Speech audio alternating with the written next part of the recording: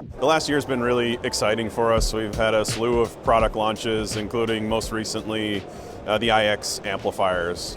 We really did a lot of customer research, a lot of market investigation, and came out with a really interesting set of features on board the IX to do a whole lot of different types of systems and applications out there. We've kind of had amps in the very high end and a little bit in the lower end, so this really fills the middle portion of our electronics portfolio that we've had with some legacy products in the past, but now with a truly modern, incredibly flexible line of amplifiers. There isn't really a touring or rental version, but any kind of application from house of worship, installed, hospitality, stadiums for not necessarily the main bowl areas, but all the surrounding kind of ancillary speakers and systems. But we do have up to 1,500 watts on a single channel with all channels driven, so there's quite a bit of power, down to a couple hundred watts up to a couple thousand depending on what you need per channel.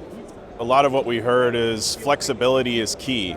You know, I don't want to have 12, 15 different variations to do a single system. I really need more simplified set of products that can do more things so that we can stock less, use them more frequently, get more comfortable with them, and that's really what we've tried to achieve with the IX series. Yeah, it's been really interesting, and the more people have heard about it, the more it's been spreading and others have been coming over.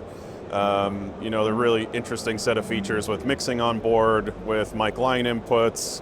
We have a PoE feature that backs up the analog inputs as well as the DSP, Dante, everything like that. We've also put our task engine on board, which is a full logic engine. So we've really combined a lot of things that you wouldn't normally see in an amp. You would see them in a DSP, and we've now put them inside the amplifier directly. I'm really excited about it. I think it opens up a lot of opportunities for people to use a DSP, to not use a DSP, do small systems, very large systems. It really hits everything we've been looking for.